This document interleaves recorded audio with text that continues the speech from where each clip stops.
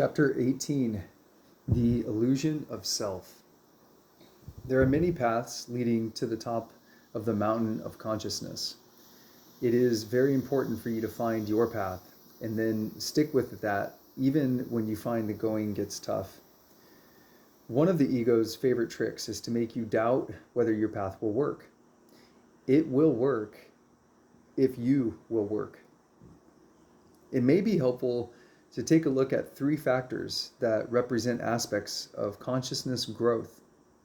These factors are systematically intertwined so that an advance with any one of them will automatically provide a forward step with the other two factors. These three factors are, number one, eliminating your addictive demands. Number two, quieting your rational mind. And number three, disidentifying with the quote-unquote self, which your ego guards so constantly. The Living Love Way concentrates its techniques on the first factor above, eliminating your addictive demands. The 5 methods enable you to eliminate addictions that create a quote-unquote adrenalized consciousness, which makes you throw people out of your heart. Your addictive demands soak up your energy by making you compulsively run toward things or away from things, destroy your insight and perceptiveness, remove your consciousness from the here and the now by keeping you preoccupied with the past and the future, and turn off the energy of people around you who might otherwise be able to love and to help you.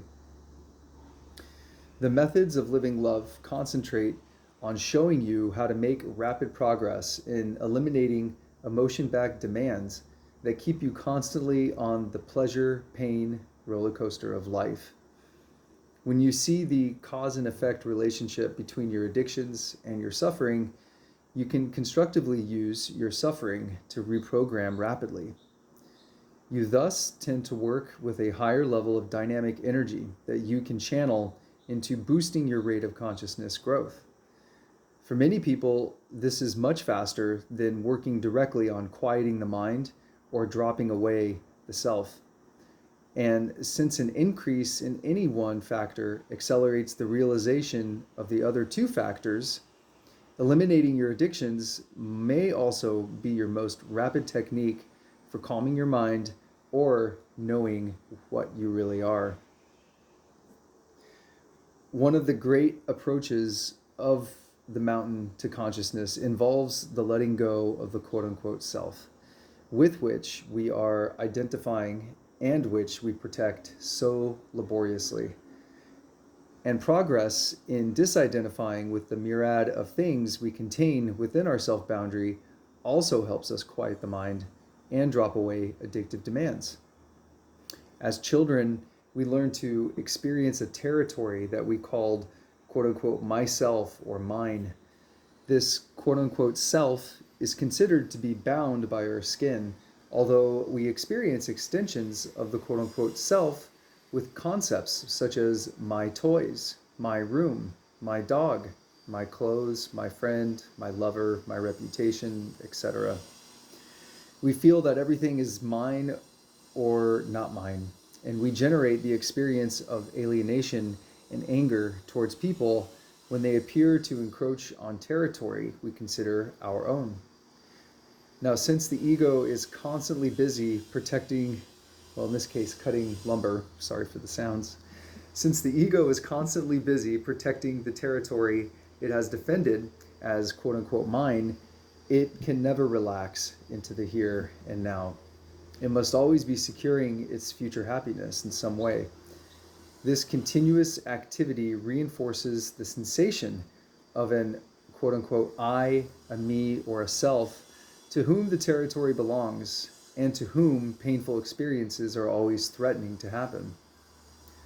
One's programming reinforced by memory thus forces the ego to constantly protect its territory, which it identifies as self.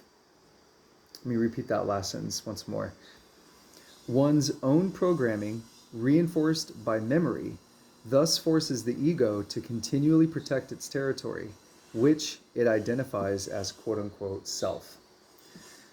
The frequency with which one's own biocomputer is running off of addictive programs creates the illusion that this quote unquote I or self is an entity, a somebody, or rather than a robot like activity. When this activity of quote unquote I or self is recognized as an activity rather than an entity, which by the way is a non living fictitious apparition, we begin to see that we are responsible for our own suffering.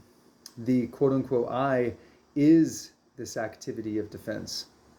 When we stop defending, there is no more quote unquote I or self. We work hard to make ourselves suffer. It's a full-time job with no time off, even on vacations and weekends. As this activity and basic attitude of addictively securing one's future happiness begins to be reprogrammed, the quote unquote I loses its purpose and begins to merge with what is here and now. Depending on one's security, sensation, and power profile, the boundary is drawn at different places with different people. Emotional contracts are severed. For example, a man may defend as a part of himself various patriarchal feelings towards women that involve domination, control, and masculine superiority.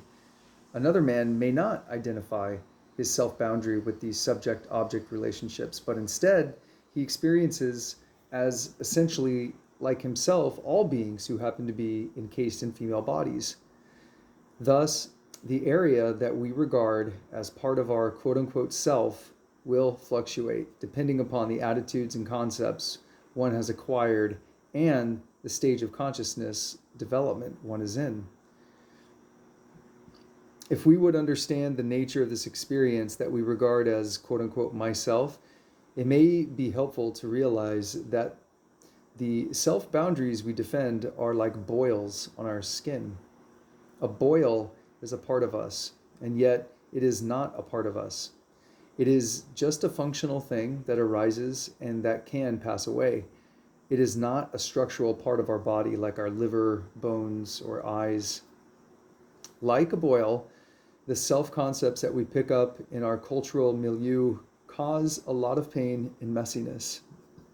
And also like a boil on our skin, the quote-unquote self will dissolve in its own way as we get healthier. One might ask, how could this experience of quote-unquote self be such an impermanent part of us when it is felt so strongly? Our experience of quote-unquote self is created by the frequency with which our ego is defending our security, sensation, and power addictions.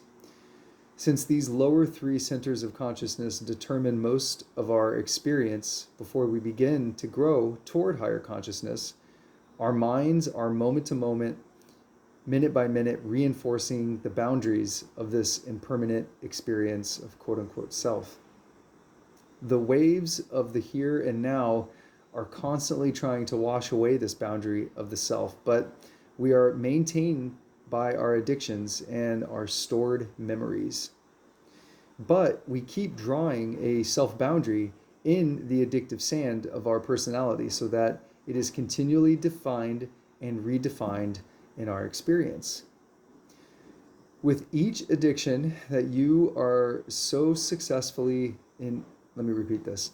With each addiction that you are successful in up-leveling to a preference, you will find that a hunk of this quote-unquote self disappears.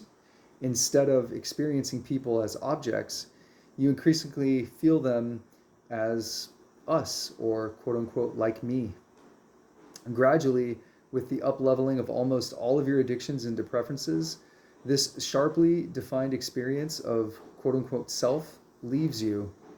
You then begin to identify with other people, even when they do something that previously would have triggered an angry response in you.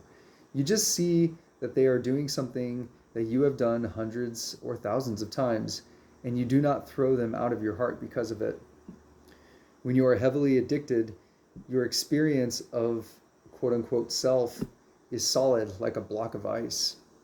When you have succeeded in reprogramming almost all of your addictions into preferences, your quote unquote self loses its rockness and begins to have the adaptability and clarity of water. When one is operating primarily on preferences, the hardness melts, and instead there is a conscious fluidity. In this state, like water, your sense of self is infinitely flexible to accommodate itself to your here and now surroundings. But there is still a gentle experience of quote unquote self, even at the fourth through sixth centers of consciousness. All of the intense separateness and alienation of the previous rock like self is gone, but a shadow of the former self still remains. Since it is now so flexible, and since you have trained your ego not to fire your energy into guarding and defending it, this gentler experience of the quote unquote self does not keep you from enjoying a happy life.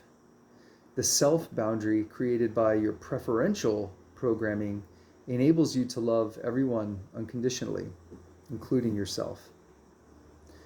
For the few intrepid explorers of the mountain of consciousness who wish to go to the top, which in the Living Love way we call the seventh center of consciousness, even preferences must be reprogrammed.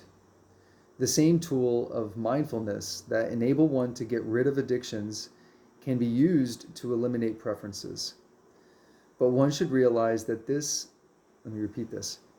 But one should realize that just as the ability to skillfully play the Brahms violin concerto is extremely rare and attainable only by a few people, the ability to reside in the seventh center of consciousness is unusual today. Enjoying life in the fourth, fifth, and sixth centers of consciousness is something that almost every one of us can do when we are sufficiently fed up with the yo-yoing being between pleasure and pain, and are determined to use the 5 methods to get free of addictions which keep us from continuously enjoying our life. At the seventh center of consciousness, even the fluid self boundaries disappear. As water evaporates, it becomes a transparent vapor. Similarly, at the highest levels of consciousness, the experience of quote unquote self becomes a transparent vapor that does not affect perception or dam up the intuitive wisdom that is within each of us.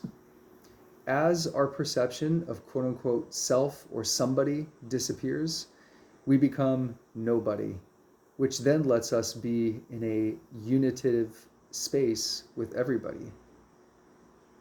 And so, step by step, we climb the mountain of consciousness.